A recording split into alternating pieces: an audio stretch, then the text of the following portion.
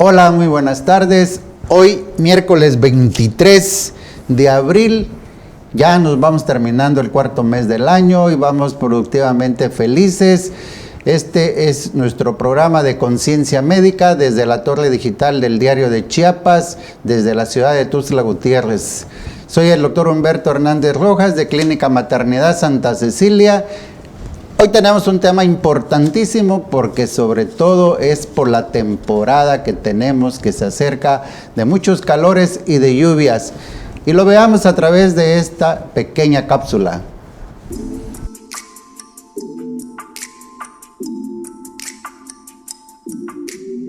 La diarrea es una enfermedad causada por virus, bacterias y parásitos encontrados en los alimentos contaminados o por una mala higiene antes de comer. Afecta al intestino y se caracteriza por un incremento en la fluidez y la frecuencia de las deposiciones. Generalmente no requiere de medicamentos para curarla. Sin embargo, si no se trata a tiempo, los menores pueden deshidratarse. La diarrea aguda es la segunda causa mundial de mortalidad en niños menores de 5 años. La diarrea puede causar deshidratación y pérdida de electrolitos en la sangre. Si se pierden grandes cantidades de líquido y electrolitos, puede causar desmayo, arritmias y otros trastornos graves. Corren un riesgo especial las personas muy jóvenes, muy ancianas o debilitadas y las personas con diarrea muy grave. Si presentas diarrea aguda, acude de inmediato a tu médico para recibir la atención adecuada. Recuerda que tu salud es primero.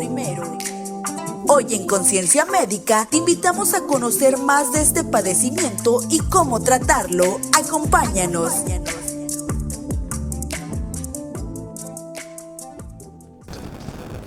Como ya vieron, es un tema importantísimo, los cuadros diarreicos en niños menores de 5 años.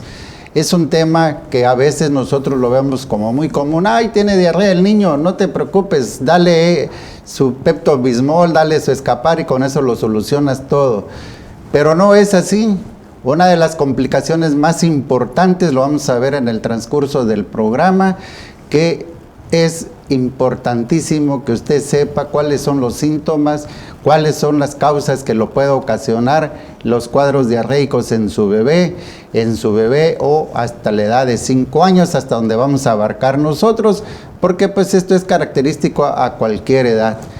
Vamos a hacer la presentación de nuestro queridísimo invitado, que él mismo de manera voluntaria me dijo, tengo muchas ganas de dar este tema porque se aproximan las etapas en las que nosotros debemos de prevenirles y ayudarles a la gente a decirles cómo podemos evitar estos cuadros diarreicos en nuestros bebés. Bienvenido, mi queridísimo doctor Didier. Mucho gusto, doctor Rojas. Está usted nuevamente aquí en su programa. Aquí nuestro querido doctor Didier de Jesús Zúñiga Hernández es originario de Venustiano Carranza. Así es. Y egresado de la Universidad Intercultural del Estado de Chiapas. Así es, doctor. Un tema muy importante, ¿verdad? Ajá. Tal y como mencionaba, es un tema muy importante debido a que hay una mayor tasa de prevalencia e incidencia en muchos niños en la situación en la que estamos hoy en día en el estado de Chiapas. Sobre todo ahorita en esta temporada de calores, pero vamos a hacer una pequeña introducción. Pero se me estaba olvidando. Hoy, 23 de abril, el Día Mundial del Libro. Calculan que en México la gente lee un promedio de 3.4 libros al año, que no se compara con los países europeos, por la que la UNESCO decidió celebrar este día para rendir homenaje a la creatividad, la diversidad, imaginación e ideología de los autores. Se debe a que se celebre este día 23 de abril por la muerte de ciertos autores como Miguel de Cervantes, William Shakespeare, Garcilaso de la Vega, y tiene como objetivo promover la lectura y el amor para los libros. Ahora sí, nos vamos a la introducción del tema para que después se desplaye completamente nuestro invitado. La definición, la diarrea es una alteración en el movimiento característico del intestino con un incremento en el contenido de agua, volumen o frecuencia de las evacuaciones, una disminución de la consistencia líquida o blanda y un incremento de la frecuencia de los movimientos intestinales igual o mayor a 3 evacuaciones en un día. La diarrea infecciosa es debido a una etiología viral, bacteriana y que muchos nunca han valorado, es la de parásitos. Se asocia frecuentemente con los síntomas de náuseas, vómitos, dolores abdominales, que puede ser igual o menor a 14 días de evolución la diarrea. Y fíjense lo que comentaba aquí el doctor. Las estadísticas en México se estima que en el 2022 el 9.4% de los niños menores de 5 años experimentaron un episodio de diarrea aguda en las 2 semanas previas a una encuesta que se realizó en la República Nacional, lo que equivale a 10.221.878 niños que cursaron con diarrea, siendo con mayor incidencia en el nivel socioeconómico más bajo. Es la tercera causa de muerte en niños menores de 5 años, con un promedio de 443.832 muertes anuales. Y es algo que consideramos como muy común, pero vean las estadísticas, cuántos muertos que pasan de 800,000, casi le vamos pegando al 1,000,000 anual de niños en la República.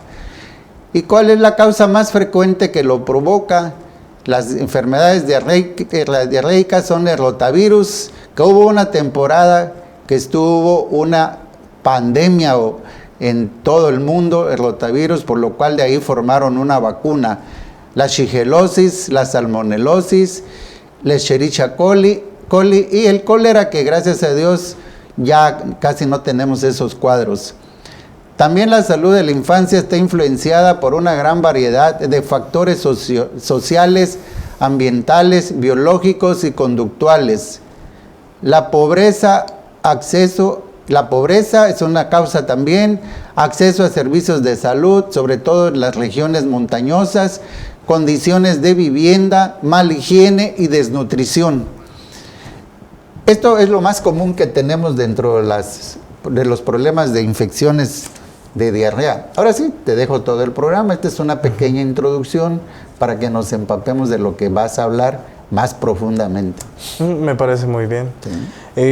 Principalmente nosotros describimos a la diarrea, gracias por la definición que nos había dado doctor, y tenemos en cuenta que es un cambio en las consistencias y que también puede ser mayor o igual a 3 evacuaciones en un promedio de un día o 24 horas. Y esto nos da en cuenta que este episodio nos va a tener la tenacidad de tener en cuenta que nuestro pequeño o el infante está cursando con un problema gastrointestinal. Y pues principalmente agentes etiológicos, como el doctor había comentado, vamos a dividirlo en diferentes partes, ya que entre menor edad tenga el paciente pediátrico, va a tener más posibilidades de tener o cursar con un cuadro de diarrea infecciosa.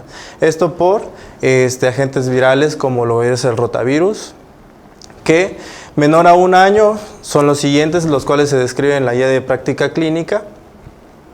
Menor a 1 año puede ser rotavirus, norovirus, adenovirus y salmonela. De 1 a 4 años pueden ser los mismos y se van a ir acumulando algunos otros agentes etiológicos más, hasta cursar mayor a 5 años, en donde ya las infecciones por bacterias van a hacer un cambio radical, a diferencia de las infecciones virales. Por otro lado, pues también tenemos que tener en cuenta cuando nosotros estamos empezando a cursar con esta enfermedad, porque más que nada en los niños puede llegar a ser un poco más evidente, porque en algunas situaciones mismo puede estar como que muy inquieto, muy desganado, y pues esas cosas lo vamos a ver un poquito más adelante cuando empezamos a ver lo de cómo vamos a encontrar a nuestro paciente clínico. Hasta la mamá dice o la abuelita dice: hoy amaneció muy triste mi hijito, ¿no? Sí, ¿no? Es muy característico. porque ven que en algún momento se pierde como que esa vivez del pequeño. O sea, todo el tiempo están jugando, están riendo, están de un lado a otro, y de la nada, por una infección, pierden toda esa capacidad de juego. Más que nada porque se sienten tristes, porque ya no les llama la atención algo. Y pues, más que nada en estos tiempos que hay demasiado calor, la temperatura sube. Y también, como tenemos en cuenta que es Semana Santa, muchas personas van a lugares, ya a la playa, las albercas públicas, y también eso es un factor de riesgo, porque pacientes que cursan con diarrea, al momento de ingresar a las albercas, también están ingresando con esos quistes, con esos gérmenes causantes hacia esa misma alberca, y empiezan a hacer un foco de infección, en donde los pacientes más vulnerables son menores de edad. Y pues es un tema muy importante, ya que últimamente en las consultas se ven más que nada pacientes pediátricos que cursan un cuadro de diarrea aguda, y pues que se sienten mal, que se sienten desganados, y los papás empiezan a preocupar por ello. Uh-huh. Yo siempre he dicho que las enfermedades es como la moda. Uh-huh. Primavera, verano, otoño, invierno, les va tocando ciertas enfermedades. Por ejemplo, ahorita ya estamos entrando en la época de los calores, uh-huh, las aguas contaminadas, no ha llovido todavía, pero cuando empiece a llover, vienen más problemas todavía sobre el agua contaminada. Sobre todo vamos a hablar de, bueno, ya también acá en Tuxtla, ¿no? Uh-huh. Dizque agua potable, y al final de cuentas no es ni las embotelladas que te venden. Si les hacen las pruebas de cultivo, van encontrando siempre lo que es el excremento, lo que es la E. coli, Lecherichia coli. Así es. Y lo han encontrado en las aguas de garrafón que venden. Así es, eso es muy cierto. Por eso en este caso nosotros tenemos que revisar qué tipo de calidad tenemos al momento de ingerir algo. Por ejemplo, en estos tiempos que hay demasiado calor, hay que evitar mucho el hecho de poder compartir ciertos alimentos, dejar alimentos expuestos, ir a baños públicos, y de igual manera cuando es un tiempo en donde hay muchas lluvias, esos mismos deslaves que se juntan el agua de lluvia con el agua supuestamente potable, es donde empiezan a haber un foco de infección, y es donde empiezan a contaminar a nuestra población más que nada. Ajá. Y esto es característico porque en este caso nosotros en medicina, en la carrera, llevamos algo que se llama Historia Natural de la Enfermedad, en donde nosotros juntamos a tres aspectos muy curiosos, en lo que es la etiología o el agente que lo causa, el huésped y también el ambiente. Entonces, como habíamos comentado, agentes etiológicos, como es el rotavirus, que es una de las causas más frecuentes. En su mayoría, el 80% de las diarreas agudas en pacientes menores a 5 años es más causado por este agente, que es rotavirus. Tenemos en cuenta que esto se tiene que hacer en un conjunto. Al final de cuentas, tiene que haber una unión de estos tres factores como para que pueda hacerse totalmente la infección. Y pues, ¿cómo podemos prevenir esto? Entonces, pacientes que han recibido lactancia materna desde que nacieron, desde que son pequeños, tienen una mayor probabilidad de potencial inmunológico, porque esto le ayuda a que su sistema inmune sea mucho más fuerte. De igual manera con lo que son las cuestiones antivirales. Por ejemplo, hay que siempre ser muy responsable con los niños. En este caso, tener en cuenta lo que es la cartilla de vacunación, porque tenemos las dos vacunas más eficaces en lo que es la monovalente y la pentavalente, que se dan directamente desde los 2 a 4 y 6 meses de edad. Y esto nos va a ayudar bastante para hacer la prevención a nuestros niños. A ver, ¿las vacunas cuáles son? Para que volvamos a repetir. Son la pentavalente y la monovalente o rotavirus.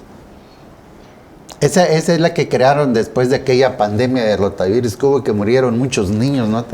Hace como un promedio de 10 años aproximadamente. Así es. debido a que suele ser muy trágico el hecho de que niños puedan perecer por una enfermedad realmente prevenible, que en aquel tiempo no se podía hacer, pero hoy en día tenemos las herramientas como para poder hacer una buena campaña de prevención y tener esa responsabilidad como personas de poder darle lo mejor o una mejor calidad de vida a nuestros niños. Entonces, ¿cuáles son los síntomas para que yo más o menos me ubique de si en realidad mi niño está cursando con alguna infección que va a necesitar antibiótico, va a necesitar o nada más? Y algo importantísimo que se nos estaba pasando. La alerta más importante debe ser la deshidratación, porque se nos puede morir el niño simplemente por la deshidratación si tiene sus evacuaciones diarreicas y nosotros no le damos hidratación oral, ¿no? Así es. De hecho, en esta enfermedad, más que la diarrea, nosotros nos preocupamos tanto más por la deshidratación, porque en el caso de esta enfermedad, lo que nosotros tenemos en cuenta o queremos evitar es que haya una deshidratación severa que pueda generar a lo que nosotros le conocemos como un shock o un estado de choque. Y en este caso, que se caracteriza por una disminución de los líquidos en todo el sistema circulatorio, en todo el cuerpo, nosotros lo conocemos como un shock hipovolémico. Entonces, ¿qué es lo que sucede en esta cuestión de un shock hipovolémico? La perfusión de todo el sistema circulatorio, de los líquidos corporales, se disminuyen hasta el punto de que ya no es viable para la vida del menor. Entonces, para evitar esto, hay que tener mucho en cuenta lo que son los signos y síntomas, tanto para saber identificar si la diarrea aguda es viral, es bacteriana, y también tener en cuenta si mi pequeño presenta síntomas o signos y síntomas de deshidratación, y asimismo poder consultar directamente con el médico. En este caso, tenemos que tener muy en cuenta lo que es el cuadro clínico, porque en cada subtipo clínico que nosotros tenemos en cuenta, ya sea una diarrea aguda acuosa o una diarrea aguda invasiva, tenemos que tener en cuenta diferentes características que nos van a pegar más al diagnóstico. En este caso, como podemos ver, una diarrea acuosa, que es un subtipo clínico, es la más común, ya que esta misma se presenta en pacientes que tienen una infección viral, y en este caso por el agente etiológico más común, que es el rotavirus. Entonces, nuestros niños van a presentar deposiciones líquidas, van a tener vómitos que puede durar entre 1 a 3 días, y la fiebre, que puede ser escasa o a veces puede ser nula. De igual manera puede haber dolor abdominal, pero en este caso no van a ser tan intensos. Y lo que sí nos importa demasiado es el último apartado, son los signos de deshidratación, debido a las complicaciones que este mismo nos puede presentar. Esa ya es una de las complicaciones más importantes, ¿no? Así es. Y que es... Pero yo tengo una duda. El niño tiene diarrea. El niño tiene diarrea. Algunos pediatras dicen, tú síguele dando su leche. Y otros pediatras dicen, no, quítale la leche. ¿Cómo quedaríamos en intermedio ahí? ¿O le seguimos dando su leche o su alimentación normal? No, de hecho, la leche materna no es excluyente, no se puede quitar, porque al final de cuentas la leche materna es una forma de cómo poder apoyar el estado inmunológico de nuestro paciente. Entonces, la estructura de diferentes artículos se demuestra que, o se ha demostrado más que nada, que el hecho de quitar la leche materna no es beneficioso. O sea que se tiene que seguir con ese mismo alimento, que es algo natural y de soporte para el paciente. Ajá, pues si ya tiene 4 años.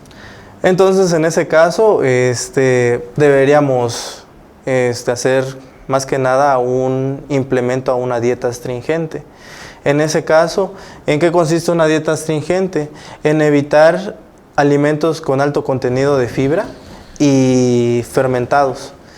¿A qué me refiero con esto? La fibra ayuda a la motilidad estomacal de los intestinos, hace que los intestinos vayan funcionando de manera un poquito más rápida. Asimismo se van deshaciendo los desechos, pero cuando nuestro paciente tiene diarrea, esas mismas fibras pueden generar un dolor abdominal o una irritación dentro de los intestinos. Entonces, ¿qué es lo que nosotros buscamos con una dieta astringente? Que nuestro pequeño no consuma alimentos que nos irriten. Por ejemplo, alimentos que se puedan fermentar como lo son la sandía o el melón. Son alimentos que después de un tiempo que ya se consumieron empiezan a hacer una distensión abdominal, pero esos son gases que se van acumulando dentro de los intestinos. Entonces ese tipo de alimentos van a generar una irritación y un pequeño dolor hacia nuestro paciente si es que lo consume. Entonces, si está en su periodo de diarrea, tenemos que quitar ciertas frutas y ciertas verduras. Así es. Pero, ¿y el ayuno? ¿Lo puedo poner en ayuno unas 4 o 5 horas mientras el intestino se recupera?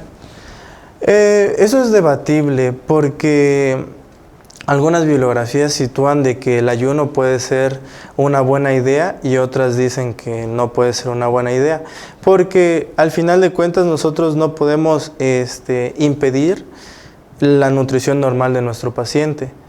Y pues el hecho de que nuestro paciente esté cursando con una enfermedad no significa que nosotros tengamos que excluir todo lo que consume habitualmente.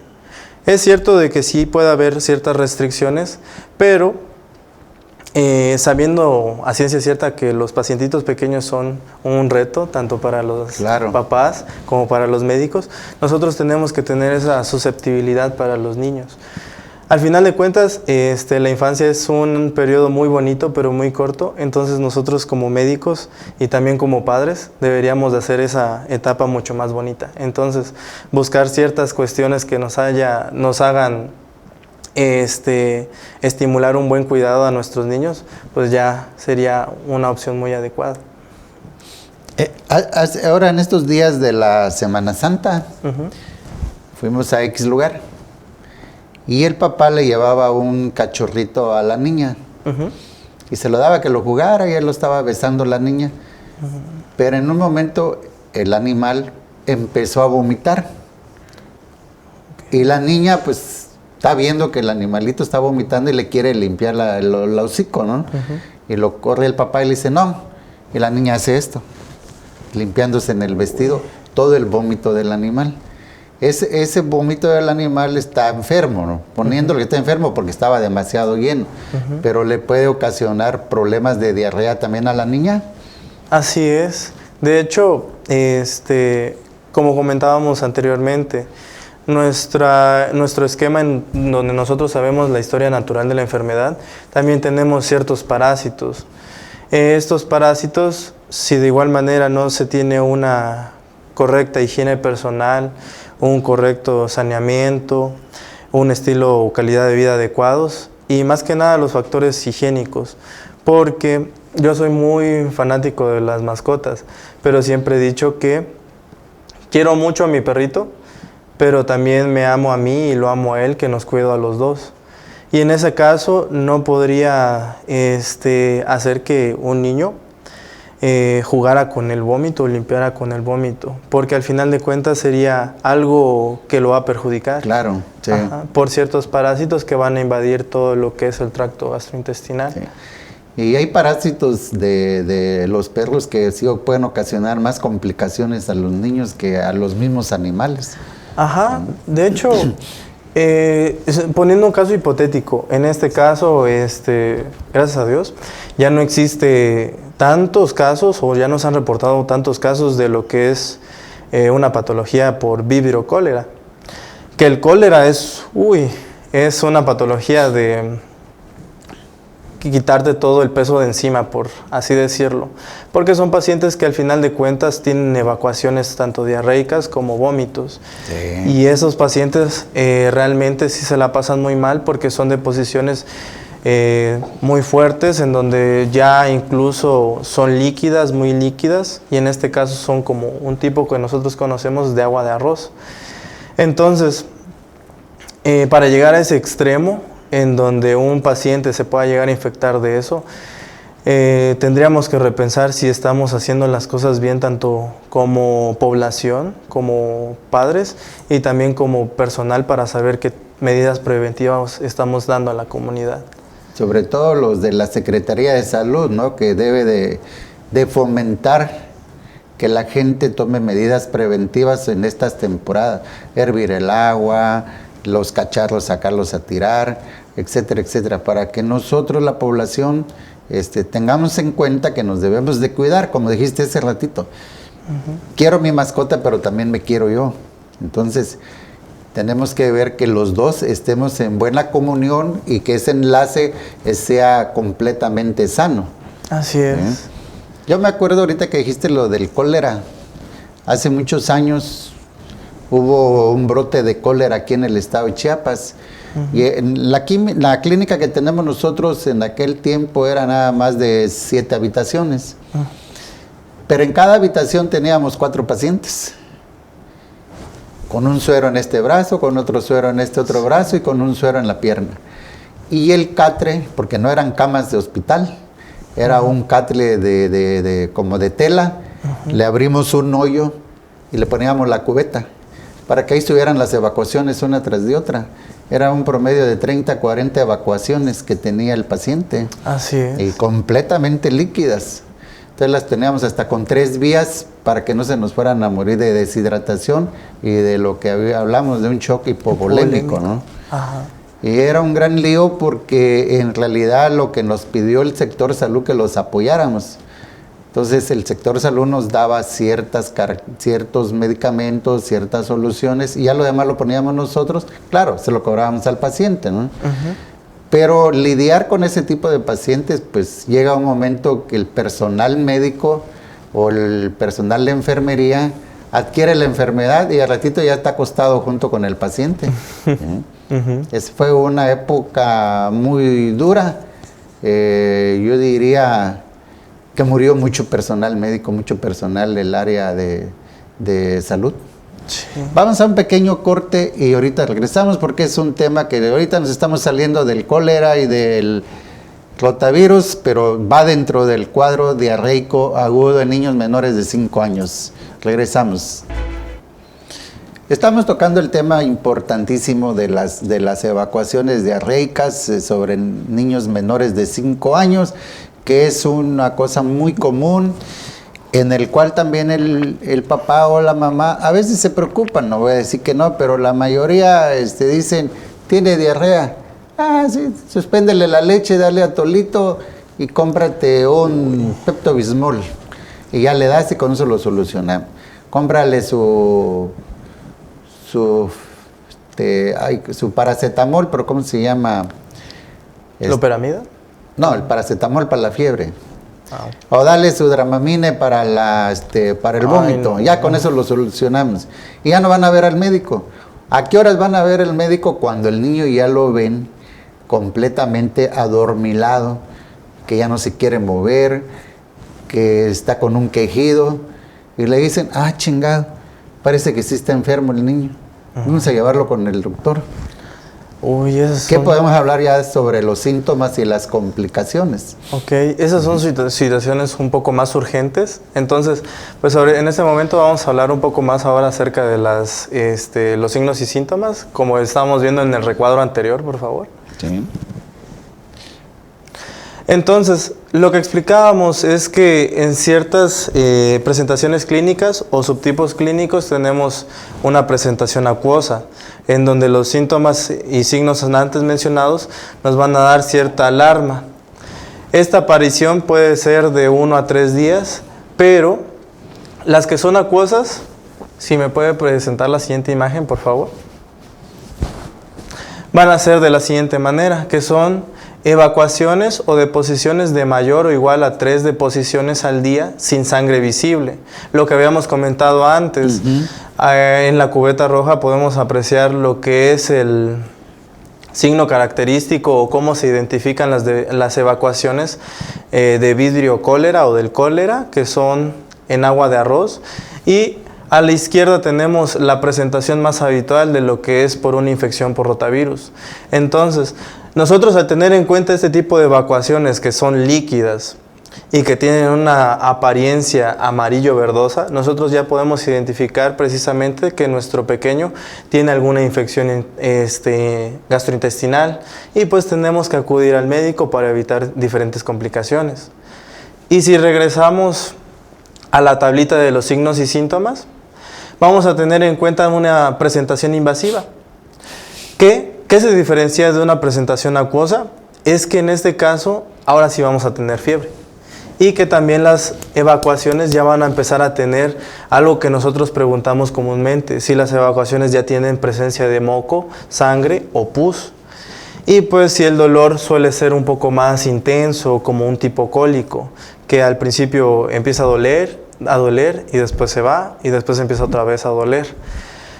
Entonces ya nuestro paciente va a empezar a tener lo que es también malestar general, y pujo, lo que es el pujo rectal o el tenesmo, que son que al momento de querer evacuar les cuesta un poco el hecho de poder ir al baño también, o que se quedan con las ganas o la sensación de que tienen ganas de seguir defecando, pero ya no pueden.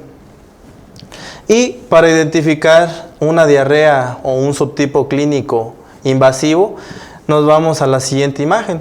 En cuanto a una diarrea invasiva, son deposiciones o evacuaciones de mayor o igual a 3 deposiciones o evacuaciones al día con presencia de sangre visible.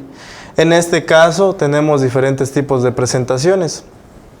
Ya pueden ser directamente acuosas también, con sangre y moco presente, como en la figura B, o de igual manera cuando ya son demasiado graves, como las heces melénicas, que son heces con presencia de sangre, que ya está digerida, o si no, pequeños fragmentos sanguinolientos, como lo tenemos en la figura C, que ya va a ser más característico de una infección bacteriana.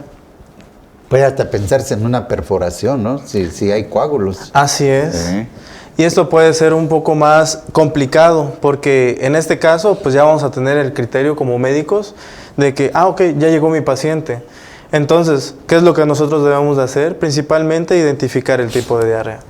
Sabemos que el agente etiológico, como mencionábamos, es rotavirus. Ok, entonces, como el tiempo de evolución o el tiempo clínico de la enfermedad es de 5 a 7 días, nosotros podemos tener en cuenta principalmente hidratación oral, que en las guías de práctica clínica se describen como planes de rehidratación, que es A, B, C. Esto nos va a servir directamente para saber qué tipo de rehidratación oral va a necesitar a nuestro paciente, porque por ejemplo, si vienen... imagen de eso? No tenemos imagen. Ajá. Bueno. Por ejemplo, tenemos en cuenta si nuestro paciente viene con signos de deshidratación, de eso sí tenemos imagen. Si nuestro paciente presenta signos de deshidratación, si no presenta signos de deshidratación, como vemos en el recuadro de la izquierda, el primero, si tiene buena apariencia, está alerta y está reactivo, el niño juega y está bien, está cómodo, pues nosotros tendremos en cuenta dar una rehidratación de tipo A, que es una rehidratación con los sobrecitos de vida suero oral. Pero si nuestro paciente ya va cursando con cuadros de deshidratación más severos, como lo aparece en el recuadro de en medio, cuando hay un decaimiento del aspecto, cuando hay una respuesta alterada, ojos hundidos, que empieza a tener acelerado el corazón. Un aceleramiento del corazón, una taquicardia, una taquipnea, que empieza a respirar mucho más rápido. Entonces vamos a tener en cuenta que nuestro paciente ya se está empezando a deshidratar mucho más. Y hasta por último, cuando el recuadro de la derecha, que ya empieza con un estado de choque, en donde nuestro paciente, pues lamentablemente, al no tener una atención adecuada, por un descuido de los padres, y ya se presenta con una gran deshidratación, pues vamos a tener en cuenta que nuestro paciente va a necesitar una terapia intravenosa o parenteral. Y ahí es restituir líquidos hasta el punto de volver a tener ese índice normal que necesita el cuerpo para poder subsistir. Y pues en este caso, a lo que iba es que para tener en cuenta todos estos criterios, para hacer un diagnóstico tenemos que saber que este tipo de patologías son muy clínicas. Entonces, directamente los padres, cuando identifiquen que tienen un tipo de diarrea en sus hijos, pues deben de ir a consultar con el médico.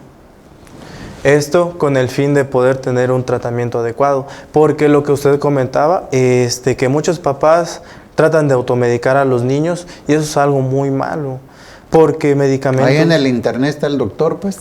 Ay, pero el internet no se estropeó la cabeza 6 años de medicina. Eso es algo que sí lo sabemos muy bien. No, porque en este caso,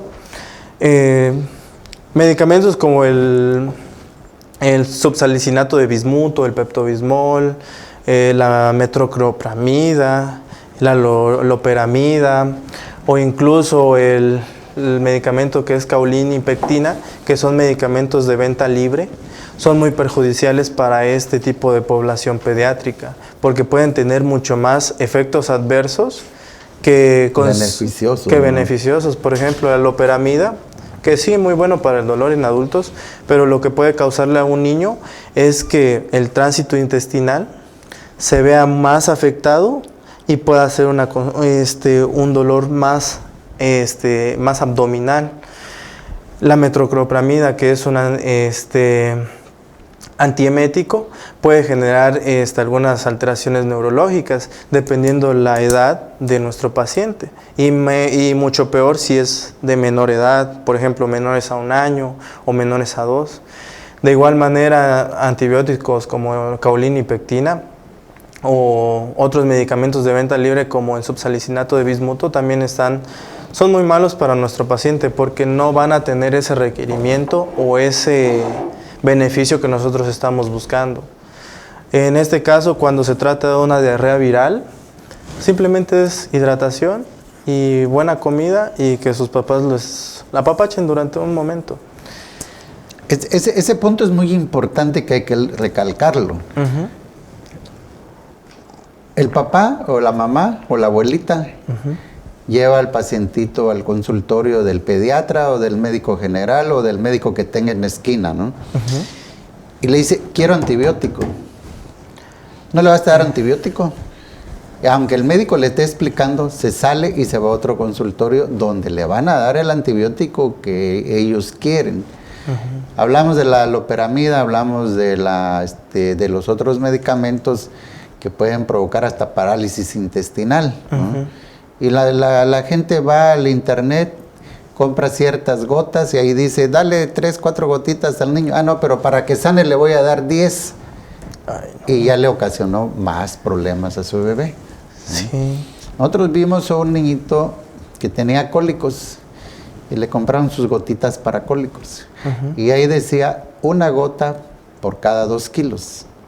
Entonces el bebé tenía como 6 kilos aproximadamente. Le tocaban 3 gotitas. La abuelita dijo eso. Le vamos a dar 10 para que cure luego y se le quite el dolor. El niño llegó casi completamente cianótico, o como decimos acá en Tuxtla, morado, de donde ya no podía ni respirar el bebé. Iba intoxicado por el medicamento. Sí, ese es un detalle que nosotros tenemos, bueno, más que nada como padres tienen que tener muy en cuenta, porque las indicaciones médicas se dan por algo. Nosotros no podemos, en este caso, para pacientes que tienen diarrea, no podemos dejar antibióticos a diestra y siniestra, porque para ello necesitamos estudios de laboratorio. Por ejemplo, nosotros vamos a pedir un estudio de laboratorio cuando la diarrea aguda ya no es aguda y se volvió una persistente. Entonces, ¿cómo clasificamos una diarrea aguda? Que es una diarrea que tiene aparición, que tiene una mejoría clínica antes de 14 días. Cuando es persistente es cuando ya avanzó entre 14 a 30 días y cuando ya se hizo crónica es mayor a 30 días.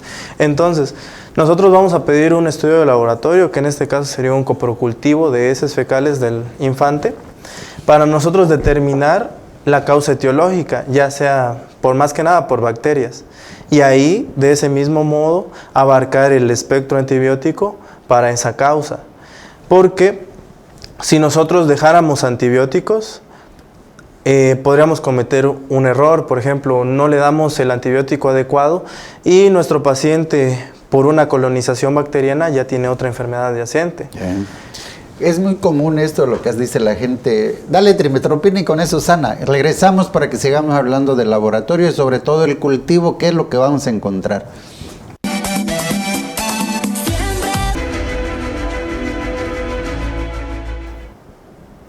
Mucho gusto. Entonces, seguimos hablando sobre el método diagnóstico, que como habíamos mencionado anteriormente, se trata de un coprocultivo cuando la diarrea ha sido persistente, esto mismo para identificar al agente causal.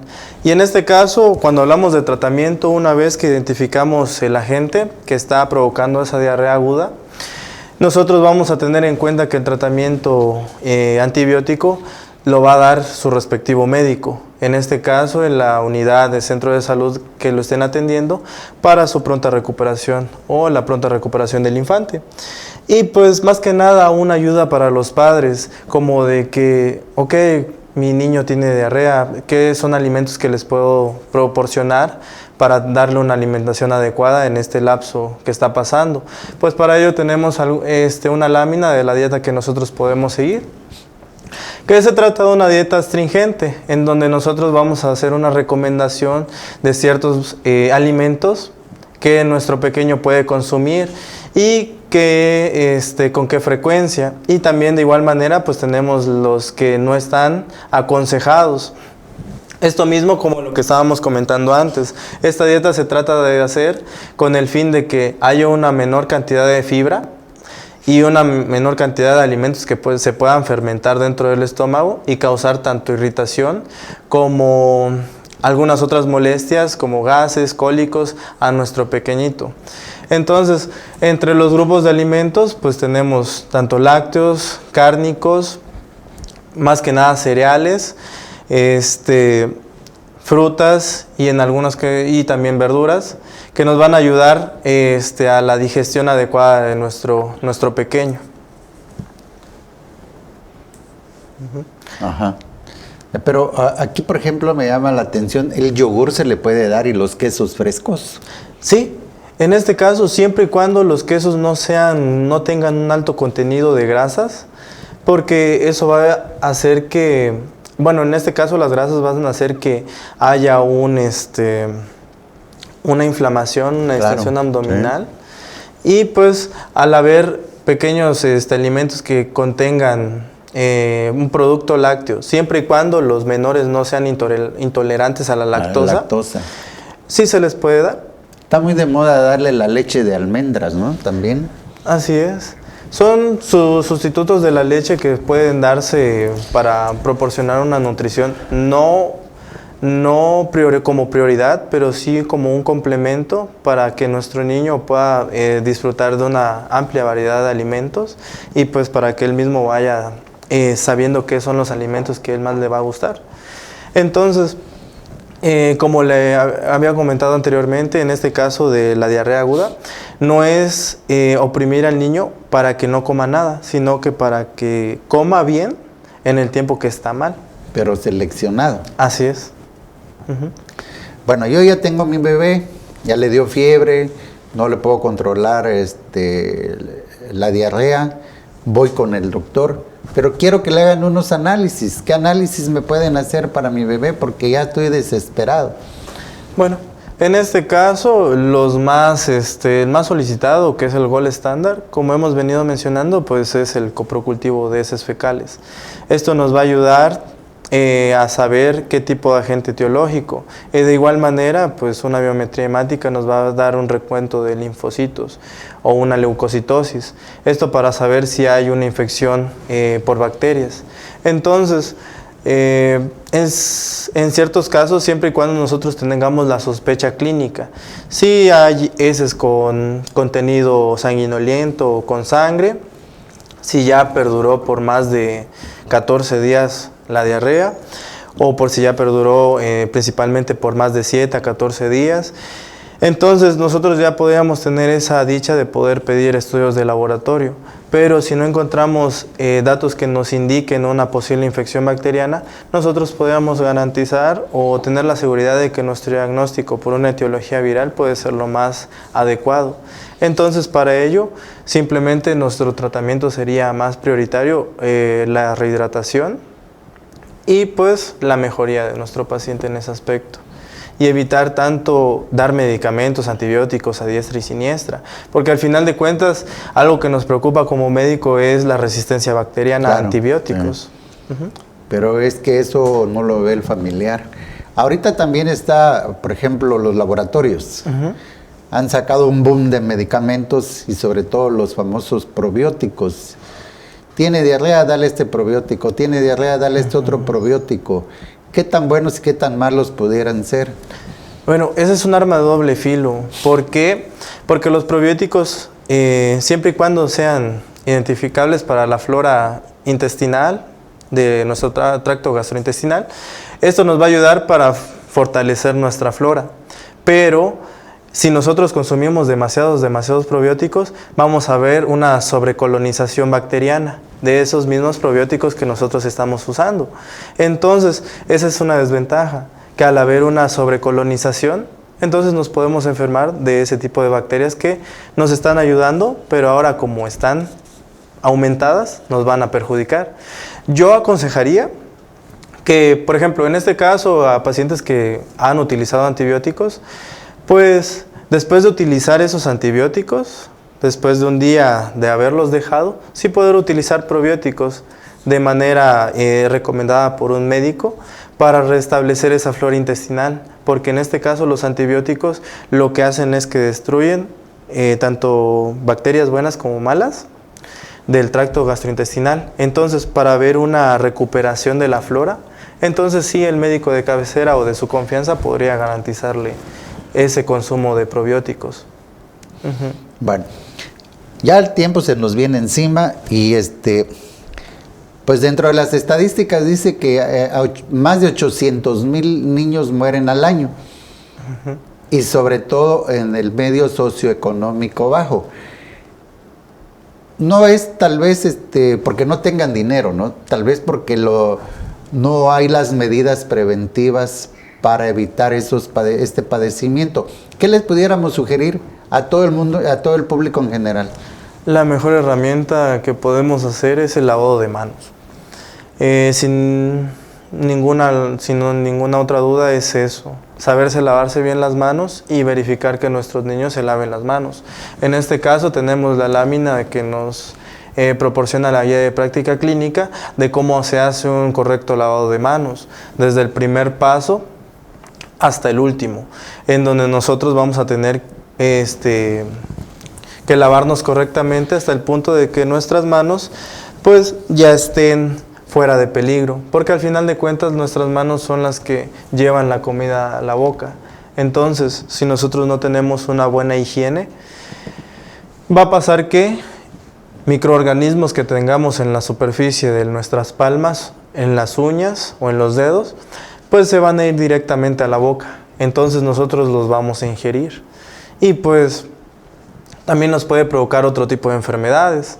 Por ejemplo, la hepatitis tipo A, que se contagia por vía fecal oral, que de igual manera al momento de consumir alimentos que tienen excremento, pues vas a tener alguna otra patología agregada, aparte de la diarrea.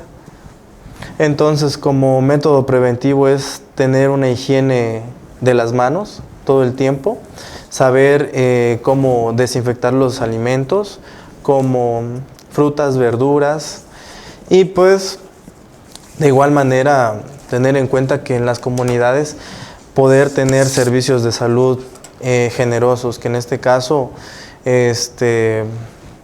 aguas que no sean o que no se acumulen directamente, tener un drenaje público en las zonas que realmente lo necesiten para evitar la propagación de enfermedades diarreicas. Yo me acuerdo que hace muchos años yo fui a un rancho y tenían una tinaja. En la parte del fondo le hicieron un hoyo. Luego le pusieron una capa de arena, luego una capa de piedra luego una capa de carbón y luego otra capa de arena. Y ahí ponían su agua. Era como un filtro. Y a través del hoyo de la base ponían un recipiente y ahí estaban recibiendo el agua. Y ese era el agua que tomaban. Pero ya venía con sus filtros naturales que ellos hacían. A través del tiempo, dice la señora, bueno, esta agua ya no me está sirviendo, a pesar que la filtraba. La empezó a hervir. Y decimos, la canteaba, ¿no? Para que también se purificara más dependiendo de eso. Y empezó a asear su casa, barría bien, limpiaba, regaba agua, limpiaba su cuarto, sacaba a los animales, los bañaba a sus hijos, porque decía, seré muy pobre, pero mis hijos no se enferman de nada. Y eso es lo que estamos diciendo, ¿no? Se manifiesta que 800,000 y que más le afecta más al medio socioeconómico bajo, pero no es porque sea la pobreza económica, es la pobreza de educación en medidas preventivas para preservar la salud dentro de la familia y que todos seamos completamente sanos o un 80% sanos. Así es. ¿Qué le podríamos recomendar? Porque ya nos quedan 2 minutos. En este caso, ¿qué le podemos recomendar a la población? Pues una cultura higiénica, más que nada, y pues tener en cuenta las medidas preventivas, y también en cuanto vean un caso, o en este caso que el paciente pediátrico o sus niños empiecen a tener cuadros de diarrea, como se pudo haber apreciado en las imágenes, ir directamente al médico. Es más vale prevenir, en este caso, cualquier cosa que después estar lamentándose porque nuestro niño ya se deshidrató por completo y está presentando un shock. Bueno, nos vamos, y recuerde que este tema de la diarrea se controla con hábitos de higiene dentro de la casa, que no nos cuesta más dinero que el esfuerzo de hacerlo, hervir el agua, lavar las frutas, limpiar bien los trastes, como decimos aquí en Tuxtla, los recipientes, si chupa biberón el niño, hervirlo bien y desecharlo, no desecharlo, de tirarlo, sino de que ya no volvérselo a dar, el poco de leche que sobró, no dárselo las 2-3 horas, si maneja la chupeta, también que se le cayó en el suelo, lo levantan y se lo meten a la boca, también eso hay que evitarlo, y que tengan contacto directo con las mascotas. Hay que lavarle las manos también, y que no dejen que la lengua del animal pase sobre la boca del niño, o que duerman con el niño, que no se vaya a provocar los problemas. Recuerde que nosotros le traemos la ciencia, y usted haga conciencia de todo lo que le decimos de manera sencilla y eficaz. Gracias, doctor Didier, por estar con nosotros. ¿Y qué otro tema le gustaría venir a dar? Pues más que nada, como también tengo curso otra carrera, en este caso técnico en urgencias médicas, de igual manera como parte para poder tener una población mucho más consciente de lo que pueda hacer, me gustaría dar un tema muy importante, que es qué hacer en hemorragias. Perfecto. Bueno, nos vamos, y te agradecemos la presencia, y te damos un pequeño reconocimiento por estar con nosotros. Gracias. Muy amable. Y veamos la reflexión sobre el tema del día de hoy. Recuerda, si diarrea a mi niño no debe de tener, una buena higiene y alimentación sana debo de mantener. Gracias por estar con nosotros, y recuerde que a las 7 de la noche con Alex Domínguez, Chiapas al cierre, porque la noticia es noticia en el momento que es la noticia. Muchas gracias por estar con nosotros.